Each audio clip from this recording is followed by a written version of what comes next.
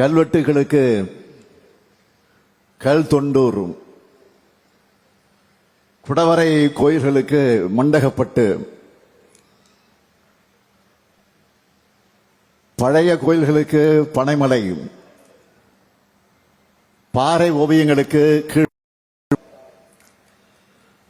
வரலாற்று பெருமைக்கு திருவக்கரை, இலக்கியத்துக்கு தண்டபாணி சுவாமிகள்,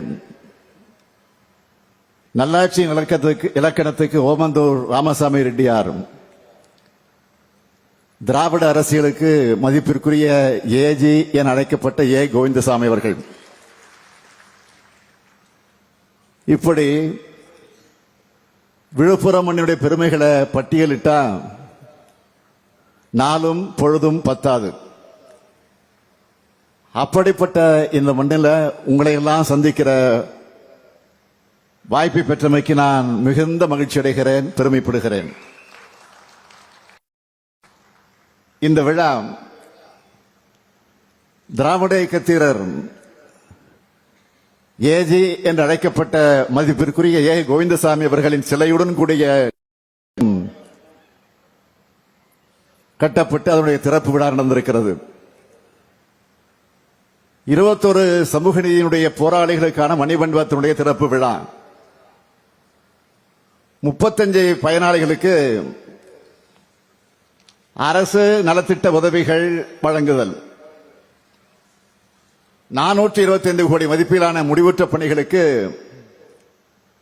திறப்பு விழான்னு, 133 கோடி மதிப்பிலான பணிகளுக்கான அடிக்கல் நாட்டு விழான்னு சிறப்புமிகு விழாவை ஏற்பாடு செஞ்சிருக்க என்னுடைய ஆறுயிர் சகோதரர், இந்த மாவட்டத்தினுடைய பொறுப்பு அமைச்சர், வனத்துறை அமைச்சர் மாண்புமிகு பொன்முடி அவர்களுக்கும், விழுப்புரம் மாவட்ட ஆட்சியர் திரு பழனி IAS, மாவட்டத்தினுடைய அலுவலர்கள் அனைவருக்கும் என்னுடைய வாழ்த்துக்கள், பாராட்டுக்கள். அமைச்சராக இருக்கக்கூடிய பொன்முடி அவர்கள் மாணவர் திராவிட இயக்க பாதையில நடக்க தொடங்கி இன்னைக்கும் துடிப்புமிக்க போராளியாக செயலாற்றக்கூடியவர். அவரை பத்தி தலைவர் கலைஞர் சொன்னதைத்தான் நான் நினைவுபடுத்துகிறேன். ஆழ்கடல்ல கண்டெடுத்த நன்முத்து பொன்முடி. அப்படிப்பட்ட நம்முடைய பொன்முடி அவர்களோட இந்த விழுப்புரம் மாவட்ட முன்னேற்றத்திற்காக பணியாற்றி வரக்கூடிய மாவட்ட ஆட்சியர் பழனி, மக்கள் பிரதிநிதிகள், நாடாளுமன்ற உறுப்பினர்கள், சட்டமன்ற உறுப்பினர்கள் அனைவருக்கும் என்னுடைய வாழ்த்துக்களை, பாராட்டுக்களை தெரிவிச்சுக்கிறேன். என் வாழ்நாள் முழுக்க நான் எண்ணி பெருமைப்படக்கூடிய நாளா இன்றைய நாள் அமைஞ்சிருக்கு. ஏன்னா மரியாதைக்குரிய ஏஜி அவர்களுடைய மணிமண்டபத்தை திறக்கிற வாய்ப்பும் பெருமையும் எனக்கு கிடைத்திருப்பதை எண்ணி நினைச்சு மகிழ்ச்சி அடைகிறேன். திராவிட இயக்கங்களோட தலைமகன்களில் ஒருவரா ஏ கோவிந்தசாமி அவர்கள் இருந்திருக்கிறார்கள். 2019ஆம் ஆண்டு விக்கிரவாண்டி இடைத்தேர்தலில் பரப்புரைக்கு நான் வந்தப்போ நம்ம திராவிட ஆழ்வார் ஜெகத் ரட்சகன் அவர்களும் இன்னைக்கு விக்கிரவாண்டியினுடைய எம்எல்ஏவாக இருக்கக்கூடிய தம்பி அன்னியூர் சிவா அவர்கள் என்னை சந்திச்சு ஏஜி அவர்களுக்கு மணிமண்டபம் அமைக்கணும்னு கோரிக்கை மனுவை கொடுத்தாங்க. அப்ப திமுக எதிர்கட்சி. கழக ஆட்சி அமைஞ்சதும் நிச்சயம் மணிமண்டபம் அமைக்கப்படும் நான் சொன்ன உறுதி தந்தேன். இதோ இன்னைக்கு திறந்து வச்சிருக்கிறேன். ஏஜி அவர்களுக்கும் திமுகவுக்குமான கொள்கை உறவு ஏற்பட்டது நினைச்சு பார்க்கிறேன். 1949 திராவிட முன்னேற்ற கழகம் தொடங்கப்பட்டிருந்தாலும் தொடக்க காலத்தில் தேர்தல் அரசியலுக்கு நாம் வரல. கழக கொள்கைகளை ஏத்துக்கிறவங்களை தேர்தலில் ஆதரிச்சோம்.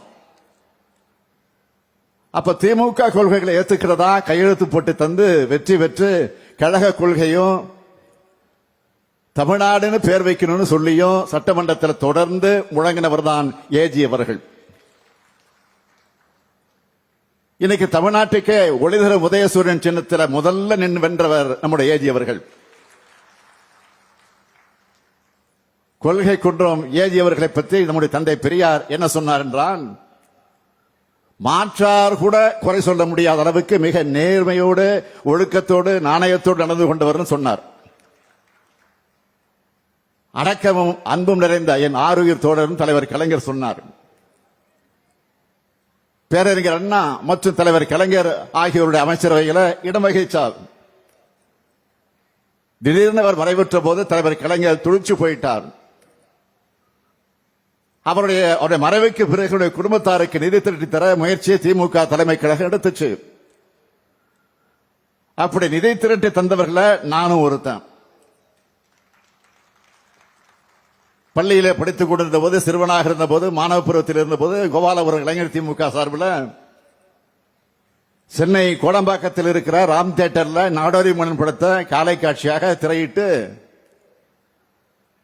அதன் மூலமாக கிடைச்ச நிதியை நான் கொண்டு போய் தலைவர் கலைஞரிடத்தில் கொடுத்தேன்.